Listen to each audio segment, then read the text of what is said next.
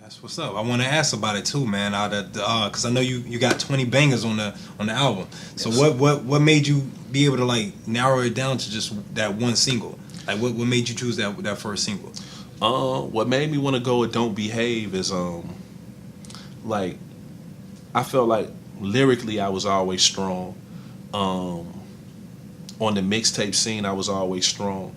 But one of the places where I felt like I was lacking, because no artist is perfect. A lot of my buzz and my grind or whatever was just more like street based.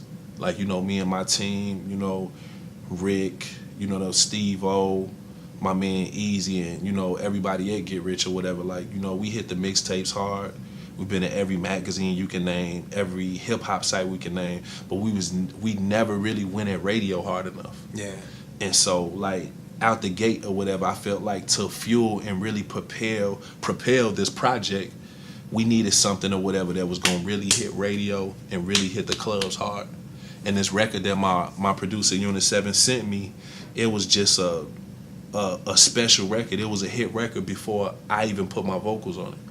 Like It was a record that he sent me out here to New York about like a year and a half ago.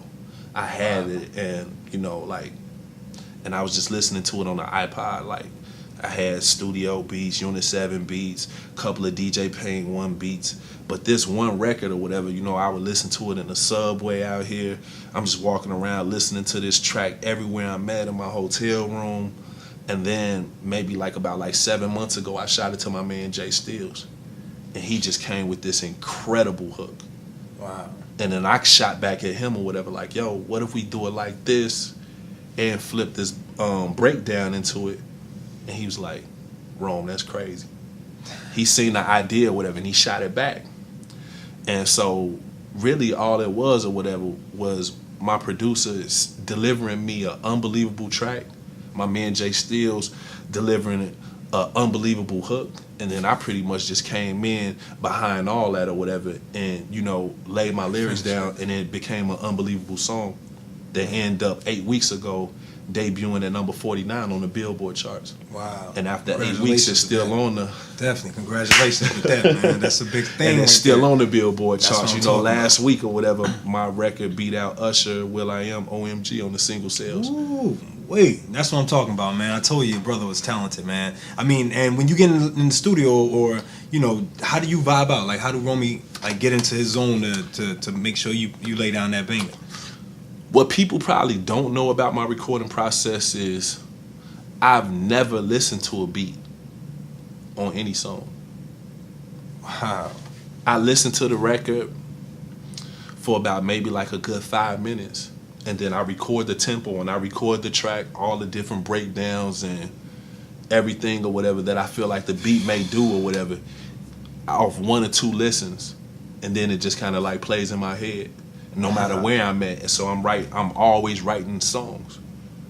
I'm always working on songs.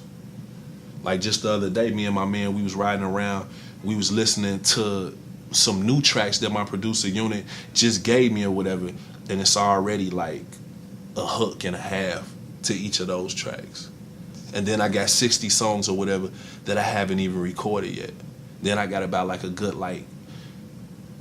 10, 11, 12, 13 studio beats that got the hook already, or 2 verses, 2 that I just haven't gotten around to finishing. And so the way that I do my music, I've never listened to a track. I never sit in there with a pen and pad and then I don't write my rhymes down. Yeah. Either. So maybe the last time I sat down and wrote a rhyme sitting down with a pen and a pad, maybe 5 years ago. Wow. You just keep getting better and better since then, man. Yeah. I'll tell you, okay, so, that's how your process is when you come into the lab to put it down. How was it, linking up with the great Nick Scott, man? I mean, the engineering genius that he is. How did you guys, coming from, Chicago and coming here to New York, how did y'all end up making that connection? I mean, Nate is from Wisconsin like me. But, it was a mutual thing or whatever. The big homie Rick was already doing work with Nate and Rocket, you know, shout out to my man Rocket and everybody over there at Green Up Entertainment. They was already getting it in, and you know, and it was just like a family thing. Like when I came through, I seen the quality and the craftsmanship of his work or whatever. The beautiful thing about Nate, for one, he's a talented dude and he's a visionary, and just like me, he's a perfectionist. Definitely. You know, like he's probably one of the few, like, Dr. Dre's of the engineering. Wow. Like when he records something, he wants the each individual instrument to sound the best that it can sound. Definitely. He wants each individual vocal recording to sound his best. So when you work with somebody like that or whatever, you know you're gonna get the optimum when you record or when you do any type of music with them. Wow. So, you know, like, if that's pretty much it in a nutshell. Definitely. So, you know, just to sum it up, you know, you already know what he's doing. You already know the brother's talented. But from the success of the single that you have right now on the Billboard charts, and once again, like I said, big up for that. And the success that's going to follow because of the album. What's next on your list, man? Like, what's next for you to accomplish? I just wrapped up the first leg of my I Am King tour. We finna get ready to book dates for the second leg of that tour. Just steady working on music. We finna really go hard national with the single. More radio spins. You know, we're gonna do a lot more viral videos. You know, that's a spot where I think that we could be a lot stronger, you know, just having that online presence, you know, just because everything is digital and visual now. Definitely. So, you know, I'm going to get my digital underground G-Shock on right now. So I'm going to get in that mode.